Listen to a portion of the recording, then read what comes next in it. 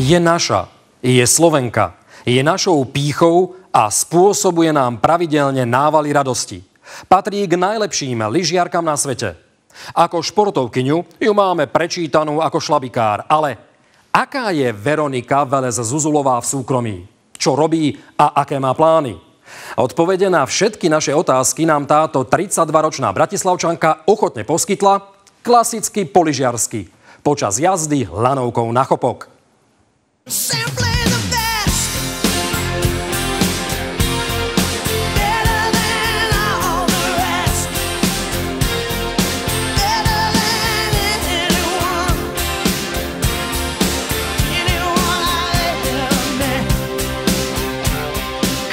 Som na tvári, pretože už teraz cítim taký ten, už to tak všetko zo mňa opadlo a cítim, že ten oddych zaslúžený sa blíži a nemám prečo sa neusmievať.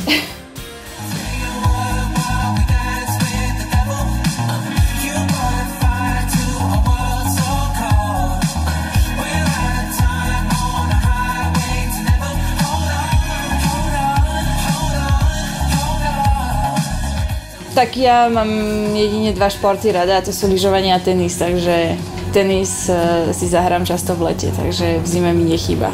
Možno si ešte viacej užívam taký ten moment, keď si idem zalyžovať ako turista, pretože si všímam viacej možno prírodu. Keď idem na ten tréning, tak sa sústredím len na ten svoj slalom a na ten svoj tréning a takto podľa mňa je to také uvoľnenejšie a možno si to viacej užívam.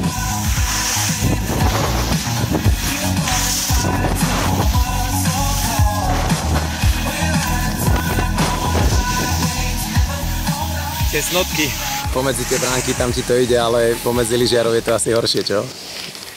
Tak je to také, na čo nie som zvyknutá, pretože väčšinou keď trénujeme, tak ten kopec je uzavretý a sme tam len my. Takže nemusím sa na to sústrediť, ale určite musím dávať pozor. Hlavne neviem predvídať, to je ten problém. A byť si istá, že nikto mi tam správa zľava nevojde.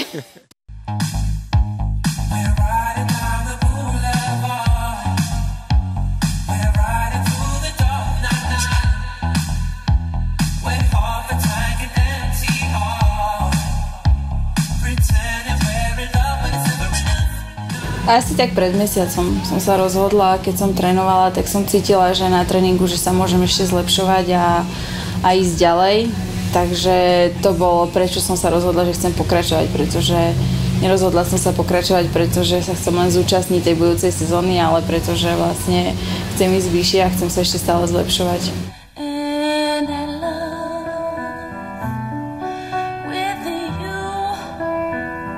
Manžel by chcel byť otec, rovnako ako ja mama, ale tak zase sme si povedali, že ten rok ešte potiahneme, pretože možno keby som skončila dnes, možno by som mala určité výčitky, pretože skončila som dvakrát druhá v celkovom hodnotení svetového pohára a môj najväčší sen je získať kryštálový globus, takže som si povedala, že do tretice všetko dobré a ešte to vyskúšam ten jeden rok.